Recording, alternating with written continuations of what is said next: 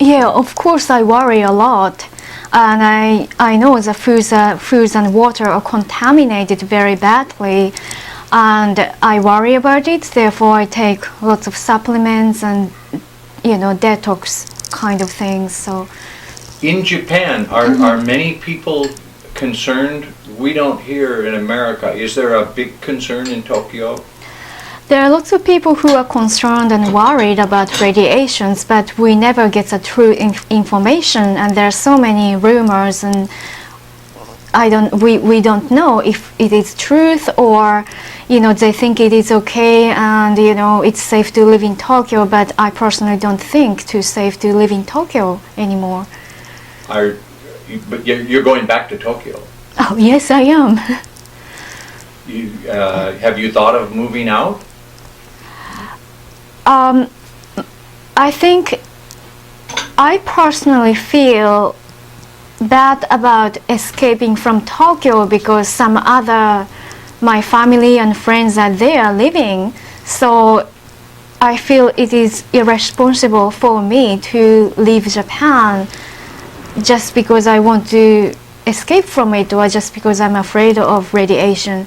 I feel I have to be there with my family, and that's what all the victims of tsunami and some other disasters feel, that they are afraid of Fukushima radiations and all that, but you can't leave your friends or family alone living in the certain places which are radiated already.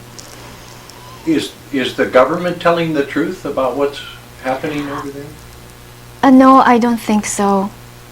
Is the news media in Japan telling the truth, or is the news media in Japan telling the truth? I do not think so. How about in America? Do you think the news in America is telling the full picture? Again, I do not think so. I think in some ways the information are controlled in a way that people don't think about it, or not let them think about radiation or even forget about it, but it's still there and the people are dying, and that you get to see some animals already had a mutation, such as rabbit without ears, and some deformed creatures already formed in Fukushima. And I have friends who are medical doctors working in Fukushima, and they get to see people bleeding, losing hairs, and having a bad health condition, and lots of people dying. But you never get to know what are the truth, and people don't know where to start, such as you have so many, rubbish or, dead bodies and, collapsed houses and, all the garbages around Fukushima, but that's also radiated, and that people can't go there to, it's just that they are, so it's like so chaotic right now. Do you know that in Japan they're taking the debris and burning it all over Japan? Some people do. Yeah, that is very. What do you think about that? Oh, I think that's so very stupid, to say honest with you, because it's going to increase the radiation level. So the people are so confused that they don't even know what they're doing, and that say even any scientific method, some of them just the government or the people just turn down. For example, my friends who work at the free energy system, they found a method to remove radiations, but just, people just don't know what to do with it, or just, don't take an action against radiation very much. Is there anything that can be done? Is there any way to clean up Fukushima? Maybe it's so bad there's nothing they can do, so they don't tell us because it's hopeless? Have you thought of that? Yeah, I think these people don't talk about it because they're hopeless now. That. What if Tokyo had to be evacuated? That's not possible, is it? Yeah, I think it is impossible, therefore people don't want to talk about it. I know that the radiation levels are so high that people cannot live there, but there is no way they can go, or of course other countries are not prepared enough to accept some Japanese people evacuating to their countries. Was nuclear power a mistake? Do you think was it a mistake, and does it have a future in Japan? I think it was a huge mistake, and I think we have to live with it now by understanding the radiation and how to overcome these huge obstacles.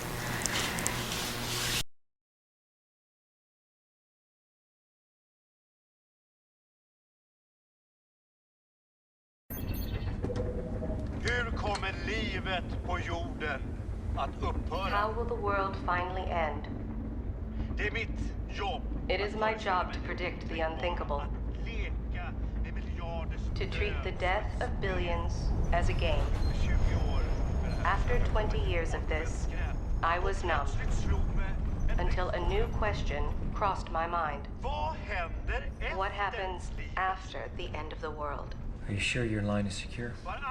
Every 2 or 3 million years. Are you certain your line is secure? Some natural catastrophe devastates all life on Earth. But life goes on. And what little remains is made stronger. Put simply, world destruction is an unpleasant but necessary part of evolution. What happens then, I wondered, when mankind faces the next end of the world? I don't care what you have to do to get him to Dubai. I'll make it worth his while. Just do it. I look to Hiroshima, Yeah. Nagasaki. I'll be waiting for your call. Thriving cities, rebuilt from the ashes, monuments to the unimaginable, dedicated to the concept of peace. It occurred to me here that nuclear war might have a place in the natural order, but only if it could be controlled, only if it touched every living soul equally. On Radio EcoShock. The nuclear accident at Fukushima, Japan is far from over. 3 reactors continue to melt down, and now there's a storm of international worry about nuclear fuel ponds tottering in blown-up buildings. The whole Northern Hemisphere is at risk right now. I'm Alex Smith for Radio EcoShock. We are joined again by nuclear industry expert Arnold Gunderson of Fairwinds Associates. Arnie Gunderson, a year ago you warned us right here on Radio EcoShock and to anybody else who would listen that a world-scale catastrophe was lurking in the nuclear fuel storage ponds of both reactors 3 and 4 at the Fukushima Daiichi plant in Japan. Why do you think this story is finally getting wider attention now, a year later? Well, I think, the drama of seeing units explode and the talk of meltdown has finally subsided, and that allows what little press there is that's covering it to move on to what's in fact the much bigger story, and that's the condition of the fuel in Unit 4's fuel pool. And I'm glad you mentioned it in the lead-in there, that Unit 3's fuel pool should also be a concern to policymakers. This Mark I design is so fragile, and everybody was focused on what's inside the containment. But we're at a point now where we really have to worry about what's outside the containment. Yeah, well, let me just read a couple things into the record here. The Japanese press, which has been following the government line up till now, is starting to break out. On April 2nd, Takao Yamada, expert senior writer for Mainichi paper, said, quote, "The 7-story building itself has suffered great damage, and with the storage pool barely intact on the building's 3rd and 4th floors. The roof has been blown away. If the storage pool breaks and runs dry, the nuclear fuel inside will overheat and explode, causing a massive amount of radioactive substances to be spread over a wide area." And we also had the unusual case of Japan's former ambassador to Switzerland, Matsui Murata, speaking out at a public hearing of the Budgetary Committee on March 22, 2012, and he told the Swiss if Reactor 4 fuel pool collapses, the cooling water for all 6 reactors could be shut down, as well as for a nearby spent fuel pool with another 6,000 rods. And then finally, Arnie, we have Japanese diplomat Akio Matsumura. He's blogging about this publicly. It's very surprising Japanese officials are speaking out. Why now? Do they know something we don't? Well, I've been working with Akio Matsumura now for more than a year on this problem, and I have to give him a lot of credit. He has been persistent and single-focused on the issue of these fuel pools. But Gordon Edwards in Canada and I have been talking to Ambassador Matsumura frequently on the fuel pool issue. I'd like to think that the book we wrote has a little impact on this as well. They call it the kimono band. The colored band around the book, in Japanese only, says, the quote that they lifted from the book is that if Unit 4 collapses, you're going to have to evacuate Tokyo. But that's not news. It's a new book. But I think, the combination of Ambassador Matsumura's work for a long time now, basically a year, the book out there, and also, what amazes me is the frequency of earthquakes in Japan. It has been dramatically higher, actually leading up to the big 9.0. For about 3 or 4 months before that, there was a dramatic increase in the 4s and the 5s and the 6s in Japan. Something has shifted in the plates off of the coast of Japan. I have friends in Tokyo, and they're saying there's noticeably more significant tremblers in Tokyo than there were back in 2010.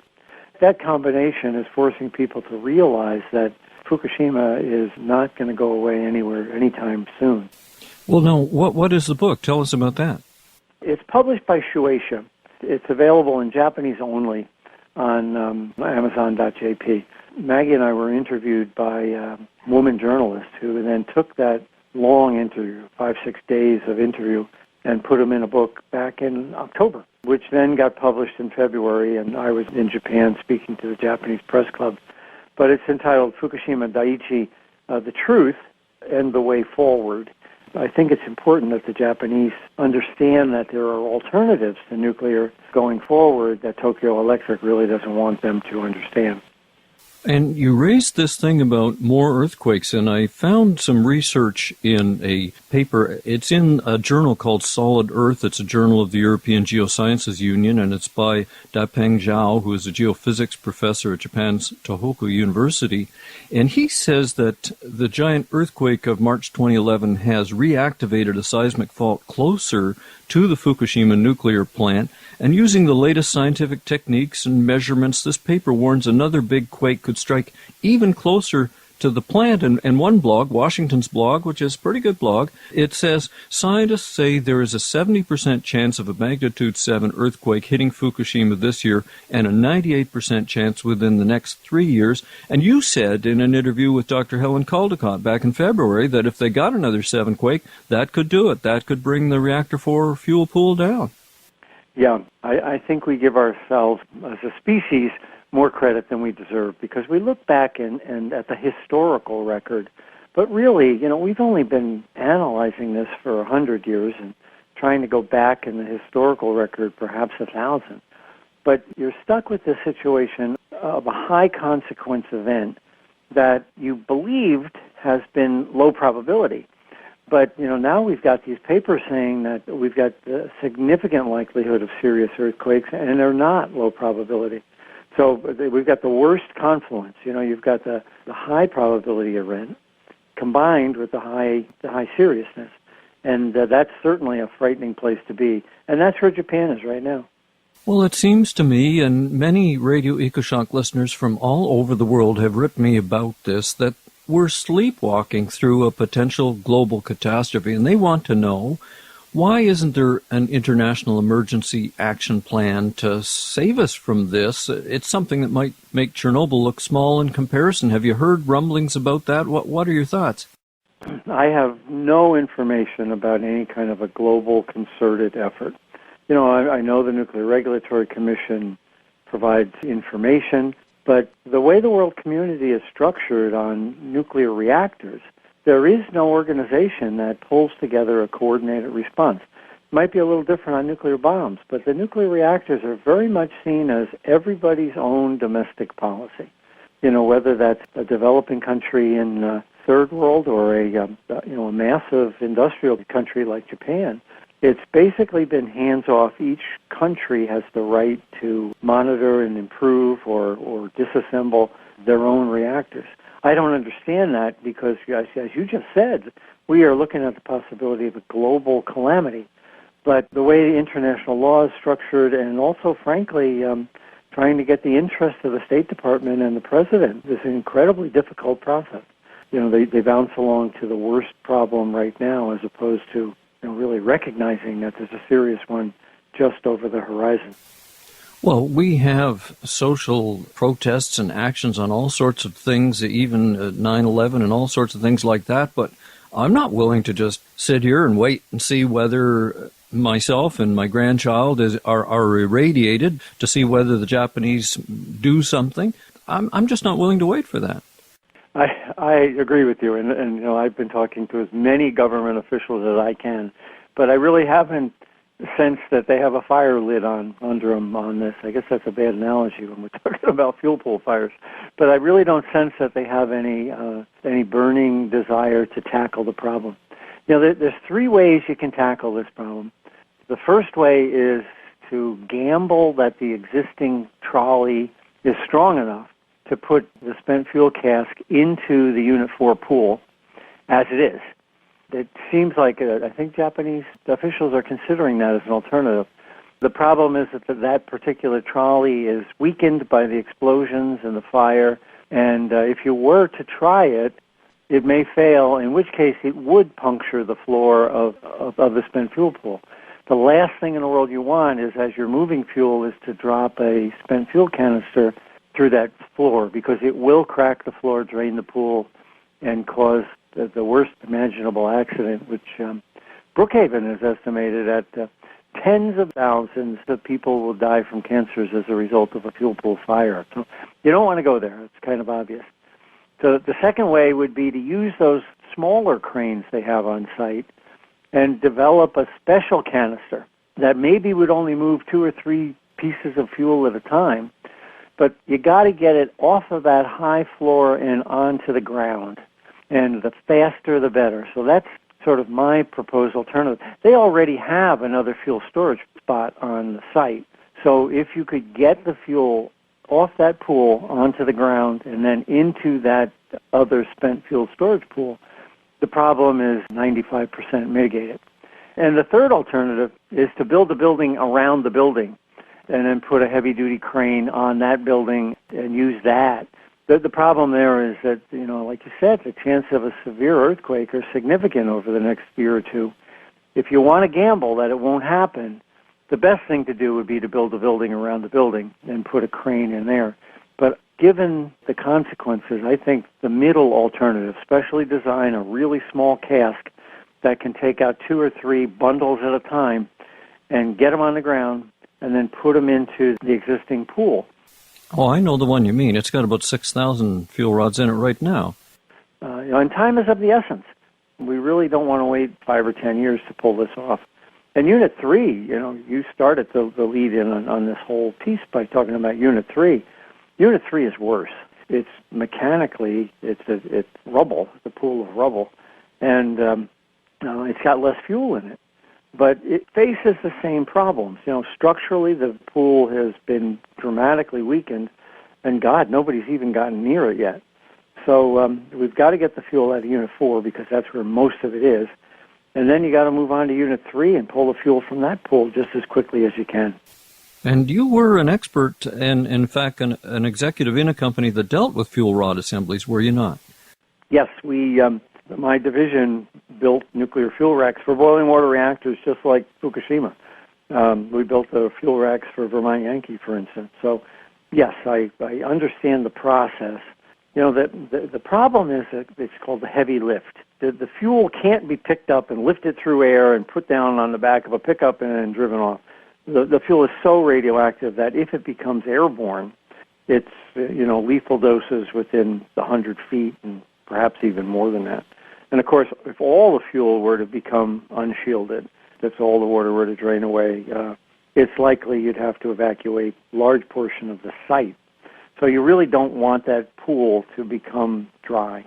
After it becomes dry, it would also catch fire, and that's the worst case for the large population. But should it go dry, there's a period in between when it's so radioactive it creates something called sky shine.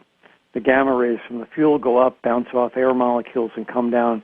The fancy word is Compton scattering, but it would irradiate the entire site to the point where you just couldn't move people around. Not a place you want to be. So that heavy lift has to be done perfectly. When you put the fuel into these large canisters, you can't drop the canister. Don't drop the canister. Oh, my, my, my. This is Radio EcoShock with former nuclear industry executive and expert witness Arnold Gunderson from fairwinds.com.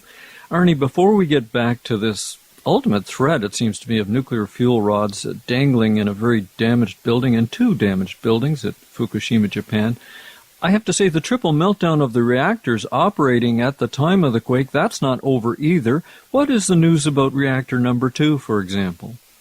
Well, number 2 they were able to get a probe into the containment, not into the reactor, but into the containment.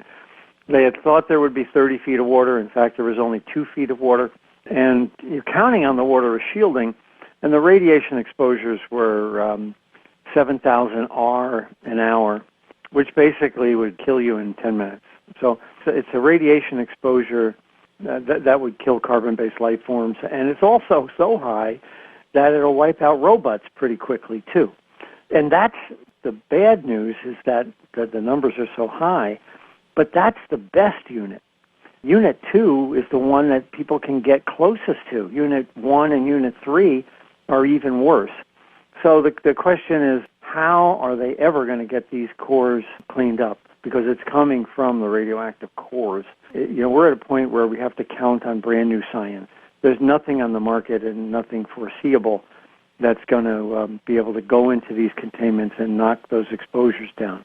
The alternative is to wait 300 years, because most of it is coming from cesium, and 300 years out, those numbers will drop down. But if the alternative is waiting 300 years, somehow I don't think that's very politically palatable.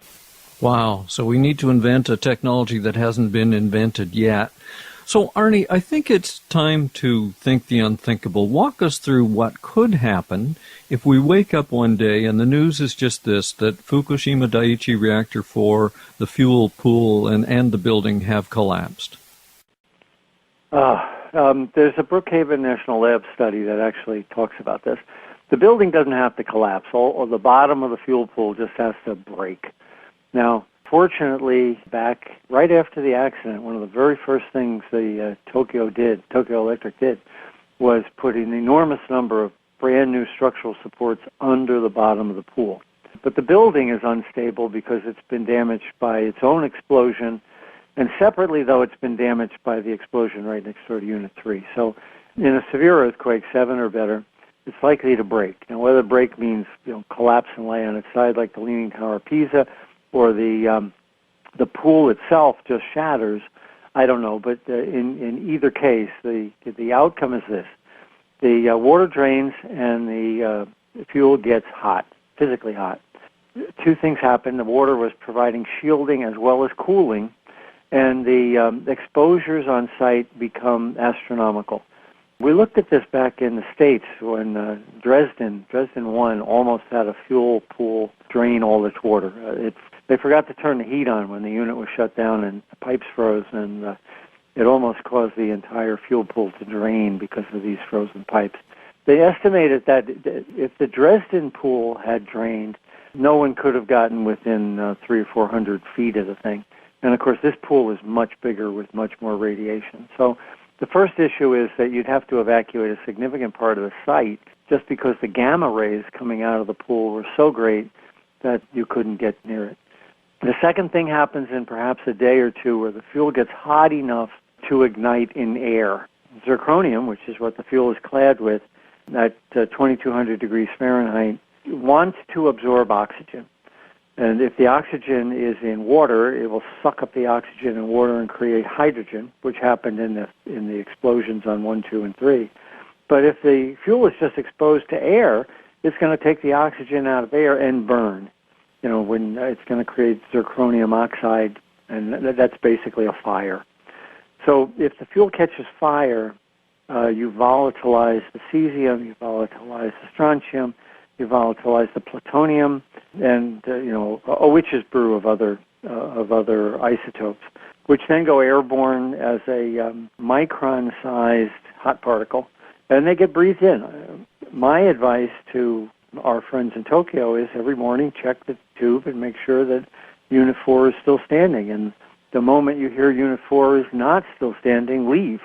And that's been my advice for a year. So then the health consequences, the Brookhaven study says tens of thousands of fatalities from cancers because of the hot particles that are thrown up from the fire. Now, from the selfish point of view of someone living on the west coast of North America, and I guess for everyone in the Northern Hemisphere, it seems to me the key point is whether there is a major explosion that could drive these radioactive materials into the stratosphere where they will spin around the world. And how do you estimate the risk of a major explosion if that reactor 4 building collapses, for example? Yeah, I don't think it's going to be an explosion. I think it's going to be a fire. But I still would be concerned if I lived on the West Coast. The heat of this fire is extraordinary, so that the particles are buoyant. They're going to be extraordinarily hot, 3,000 degrees. So you're going to have an upward moving thermal plume that's going to push this thing up 5, 6, 7 miles, and then it'll be pushed by the jet stream. The hot particles we've already seen on the West Coast probably didn't come from a single event, but were lifted by the smoky fires that we experienced back in March of last year. This fire would be hotter, so it would essentially be this pyre of ionized gases that would lift the hot particles up high enough to get in the jet stream and hit the West Coast. So there's a lot of air between the West Coast of the United States and the East Coast of Japan. So certainly the Japanese would have to worry more. But, it would be appropriate to have, monitoring planes looking for the plume and letting people know where the plume was if this event happens. I think we all just have to pray that this earthquake doesn't happen until the fuel is out. I think it's pretty clear it will happen, but it doesn't happen until the fuel is out. Or if it does, it's a small enough earthquake that the building doesn't crack. Yeah, I think we have to make this clear to listeners that this isn't a guaranteed event, that we don't have to totally panic right now, because there is a possibility that we may luck our way through this and not have yet another major nuclear event from Fukushima. But there is the possibility it could happen. And so from my point of view, Arnie, we've just got to get the Japanese or some international body to do as much as we can to make it as safe as we can. Yes, you're absolutely right. As quick as we can. We're in a world where people don't like to be, which is these low probability, high consequence events. Because of the damage to this unit and because of the increased seismicity in Japan over the last 3 or 4 years, it's no longer low probability, like 1 in a million. If it's 1 in 100, that's awful, because the consequences are so severe that even a 1 in 100 event would be mathematically devastating. Yeah, we couldn't recover from it in anything in a meaningful human timescale. As you know, Dr. Robert Alvarez, an expert with the Union of Concerned Scientists, has tried again and again to warn us about this, that it isn't just a problem in Japan. And you've said this too. The American reactors have built up even more stored fuel rods, some of them over earthquake fault lines like in California, all of them requiring nonstop cooling. None of the storage pools that I know of have containment if there is an accident. Can you talk to us about the risk in America? Well, the Mark I pools, and there's 23 in America, don't have a containment above them, and also the Mark IIs, and there's 4 or 5 of those, I can't remember. The General Electric Mark IIIs, and there's only a few of those, but also the pressurized water reactor pools are much better protected. So the real problem is these 23 Mark I's in the United States, and there's 2 on Taiwan, and there's so in America we have left all of our fuel in these spent fuel pools. I was speaking at the Boston Library last summer with Dr. Gordon Thompson, and he calculated that there's more cesium in the Pilgrim pool, and this pool is 40 miles from downtown Boston, than in the 800 bombs that were blown up in the atmospheric testing during the 50s, 60s, and 70s. And so if that pool were to catch fire, the consequences go beyond what the Brookhaven lab numbers were. The key question is, why are we leaving it there? And the answer, unfortunately, is money. The owners of the plants, the technology's there. You reconstitute the fuel, put it in a cask, and put it down on the ground, and it's called, and it doesn't have to be water cooled, it can be air cooled. Each of those casks costs a couple $1,000,000, and you need perhaps 30 of them. So we're looking at $100 million exposure, financial exposure, to the utility that owns the plant. But the consequence is the public exposure is dramatically less. The Nuclear Regulatory Commission has consistently bowed to the utility desires to keep the fuel there to save $100 million a reactor. And it's a risk that we shouldn't be taking even before Fukushima. You know, Dr. Alvarez has been saying this now since, 1994. So he's been a voice in the wilderness on this for, close to 2 decades. And it all boils down to money. There's absolutely not a single technical reason why we can't get the fuel out of those pools and into dry storage underground. Is there anything that you'd like to add for our listeners as we wrap up? I guess 2 things. One is that this debt of gratitude that I constantly feel toward the perhaps 2,000 men and a few women that basically saved the world back in March of last year. I'm not talking about the TEPCO executives because they totally botched this, but the men and women at those sites during the first week or 2 risked their lives and certainly have increased their probability of cancer selflessly, and I think we all owe them a debt of gratitude. The second thing is that we're dealing with a technology that can destroy a country. Nikolai Gorbachev said in his memoirs that Chernobyl destroyed the Soviet Union, not perestroika. And, of course, we're watching Japan teeter right now. Should that fuel pool catch fire, it will cut Japan in half, from east to west. And you can't have a functioning state when you've got a ribbon of radioactivity that's 50 miles wide running across the entire country. We really need to think about, is this a technology that we should be doubling down on? Or is this a technology we should be developing a strategy to walk away from over time so that we can move on to something that's a lot less risky? We have been talking with one of the few nuclear industry experts who will talk. Arnie Gunderson and his wife Maggie are the team at fairwinds.com. In addition to informing the public, they offer expert testimony in nuclear court cases and government hearings. Be sure and support them at their website, winds.com. Arnie, thank you again for this update. Thank you for having me, and thank you for caring enough to do the update. I'm Alex Smith for Radio EcoShock.